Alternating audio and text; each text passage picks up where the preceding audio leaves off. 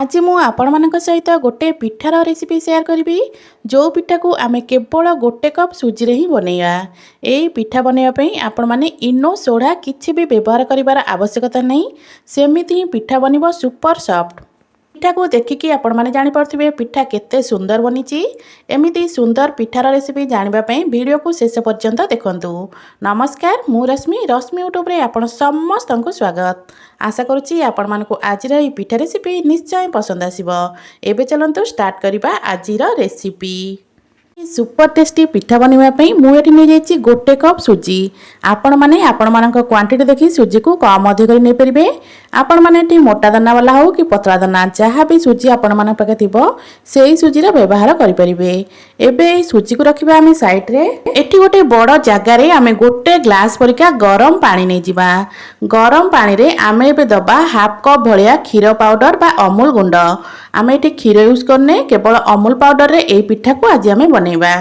पानी रे क्षीर गुंड बा अमूल पाउडर दे सारा परे ताकू भल भाबरे मिसई नबा। एठी आपण माने देखि परथिबे एटा पूरा भल भाबरे मिसी गलानी। एटा पूरा गरम अछि। एबे आमे कोन करबा ना आम सुजी जो रखितिले सेही सुजी रे ए गरम क्षीर गुंड को जो आमे गोई रखिचे ताकू आमे ऐड कर दबा। एबे आकू पाखा पाखी 1 ରୁ 2 मिनिट पर्यंत मिसई नबा। 1 ରୁ 2 मिनिट पर्यंत आकू भल भाबरे मिसई सारा परे आकू आपण माने कवर कर देबे। कवर करके पाखा पाखी 10 मिनिट पय छाड़िबे।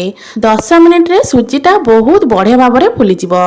तो ये आम कवर करके 10 मिनिट चलतु छाड़ी नवा। जे पर्यंत आमर सुजीटा फुलुची एबे चलतु पिठा पूर प्रस्तुत करनबा। पूर बनवाई गैस उपर गोटे पैन बसई नहीं। पैन में 1 चामच परिका तेल देइथिली। एबे से फाळे नड़ियार कोरा को देदबा। एटी मु 1 कप सुजी पे फाळे नड़िया नेइथिली। फाळे नड़ियार कोरा दे सारा परे एबे नड़िया को किछि सेकेंड पे आमे भाजी नबा। गैस र फ्लेम को एटी मु मीडियम ही रखि रखुची। जदि आपण मानको आजिर ए रेसिपी भल लगे वीडियो को लाइक करिवे, शेयर करिवे। जदि आपण माने मो चैनल ने नुआ अछंती ताले प्लीज चैनल को सब्सक्राइब निश्चय करनेबे। फेसबुक पेज रे देखुले फॉलो करने को बिल्कुल भी भूलिबेनी। नड़िया को किछि सेकेंड भाजी सारा परे एटी आमे दबा गुड़। मुझे 3 चामच हम गुड़ नहीं। आपण माने जेतिकी मिठा खाइबे से हिसाब रे गुड़ को दे परिबे। गुड़ को दे सारा परे 3 ରୁ 4 मिनिट पर्यंत आकु आमे भाजीबा। बा जे पर्यंत नड़िया सहित गुड़ आमर भल से न मिसी जाइछि सेही पर्यंत आकु एठी आमे भाजी नबा। गैस र फ्लेम को सेमिति ही मीडियम रखिथिबे, बिल्कुल भी हाई करिवेनी।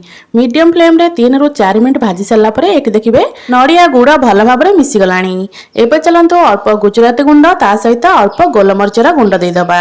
गोलमरिच गुजराती को बिल्कुल भी स्किप करिवेनी। गोलमरिच गुजराती रो फ्लेवरटा बहुत बढ़िया आस्ता है पिठारे। गुजराती गोलमरिच दे सारा परे आ 1 ରୁ 2 मिनिट पर्यंत आकु एमती हल्का भाजी नबा। गैस र फ्लेम को सेमिति ही लो रखिथिबे, बिल्कुल हाई करिवेनी। प्रथम रु शेष पर्यंत लो फ्लेम रे ए पिठार पूर को आमे प्रस्तुत करिबा। तो एठी देखि परथिबे पूरा एठी हमर रेडी हो गलानी। एबे चलंतु ए पूरा को गोटे प्लेट को काढी नबा। आकु पूरा भल भाव रे ठंडा हेबा पई छाड़िबा। तो हमर भल भाव रे ठंडा होतबा भितरे एबे चलंतु बाकी काम सब सार नबा। आजिर ए पिठा को आमे ताटिया रे बनेबा। म एठी छोट छोट ताटिया 3टा नेची। आपण माने चाहिले आकु केक टिन की टिफिन ने मध्ये बनै परिबे। एबे चलंतु ए छोट ताटिया रे अल्प अल्प तेल माने 1 चामच रु मध्ये कम तेल एठी आमे देई दबा। अल्प अल्प तेल दे सारा परे गोटे ब्रश साहाय्य ताटियार चारिपटे तेल को आमे भल भाव में स्प्रेड करनबा। तो ये चामच साहाय्य ताटियार चारिपट को तेल को भल भाव में स्प्रेड करनबा। सेम प्रोसेस रे सबुचक ताटियारे मुझे तेल को भलसे स्प्रेड करनौची। ताटिया को रखिबा साइड रे। एबे चलंतु सुजी जो बतुरे रखिले ताकू चेक करनबा। एठी देखि परथिबे सुजी हमर बहुत भल भाव में फुली जाइछि। आ सुजी फुली गला परे पूरा नरम मध्य हो जाए। ए सुजी रे अल्प लुण देकिना ए सुजी को पाखापाखी 5 मिनिट पर्यंत आमे गोटे डायरेक्शन रे एमिति गोळेबा। आजिर ए पिठारे ना इनो ना सोडा आमे किछि भी यूज करियानी। पिठा किंतु बनिबो सुपर सॉफ्ट। कारण सुजी को आपण माने जेते भल भाव में फेंटिबे एमति ना पिठाटा सेते बढ़िया स्पंजी और नरम मध्य बनिबो। सुजी को पाखापाखी 5 मिनिट फेंटी सारा परे एबे चलंतु ए ताटिया सब नै जिबा। ताटिया रे प्रथमे अधा सुजी आमे दबा। पाखापाखी 2 ରୁ 3 चामच पर्यंत सुजी ताटिया दबा। पूरा फुल कर देबेनी। अधा सुजी दबा तापरे आमे पूरा ऐड करिबा। तो एटी 2 ରୁ 3 चामच पाखापाखी मुझे देइथिली सुजी। सेम प्रोसेस रे सबुतक ताटिया रे मुझे सुजी दे सारा परे एबे चलंतु पूरा दबा। पूरा एटी हमर पूरा बढ़िया भाव में ठंडा जाइछि। अल्प अल्प पूरा एटी सबु जाक ताटिया रे आमे देई दबा। पूरा दे सारा परे बळका बैटर को आमे पूरा ऊपर ऐड करिबा। तो ये देखिपे जमी ये पुर दे दूसरी पूरा चारिपट को भलसे स्प्रेड करना सेमती ही आपण मैंने पुर को देवे। तो ये देखिपे सबुजाक ताटिए मुझे पुर को भलसे दे नहीं एबे आमर बड़का जहाँ भी बैटर अच्छी सबुतक बैटर को पुर उपर एमती भलसे स्प्रेड कर देदेबा। पूरा ताटिया को आपण मैंने फुल करदेवेनि फुल करदेले कौन हम ना पिठा जो फुलब से प्रोब्लेम हम तो टी आपण मैंने छाड़िकिना देवे बैटर को। तो देखिपे मुझे जी बैटर दूसरी आपण मैंने एमती ही देवे। तो ये चलते सबुतक ताटिया बैटर को आम देदेबा। ये देखिपे मुझे सबुतक ताटिया बैटर को दे देइछि। एबे चलते गैस पाखक जावा आगुरी कड़े मुझे अल्प पानी गरम करने बसई नहीं एबे पानी रे गोटे रिंग देदेबा। जदि एमती रिंग आपण मन पाखे नथिबा आपण माने गोटे प्लेट को पलटेक मध्य दे परिबे। एबे ता ऊपर गोटे जाली रखिबा जो जाली ऊपर कि आम ताटिया सबको रखिबा। एमिति जाली रखि सारा पर जाली ऊपर तीनटा जाक ताटिया को रखिदबा। गैस रा फ्लेम एई जगह रे हाई अछि।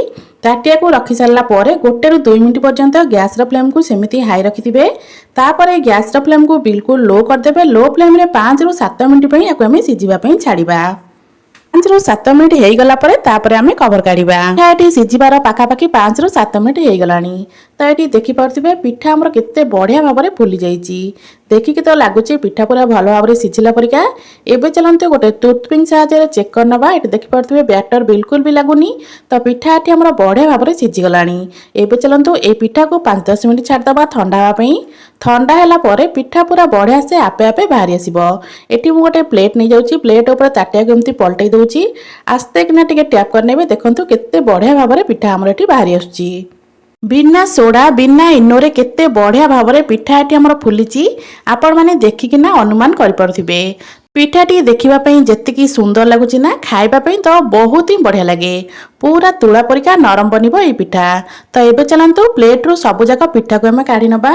तो ये देखिपे सबुजाक पिठा को मुझे काढ़ी नहीं गोटे प्लेट को। देखापी ये पिठा जी सुंदर खावाई बहुत ही स्वादिया। आपण मैंने थरे ये पिठा को निहाती ट्राए करंतु। आशा करुच्ची आपण मानकु आज पिठा रेसिपी निश्चय पसंद आसथिबो। पुणी आसिबी गोटे नुआ रेसिपी नहीं से पर्यंत रहउची। नमस्कार, जय जगन्नाथ।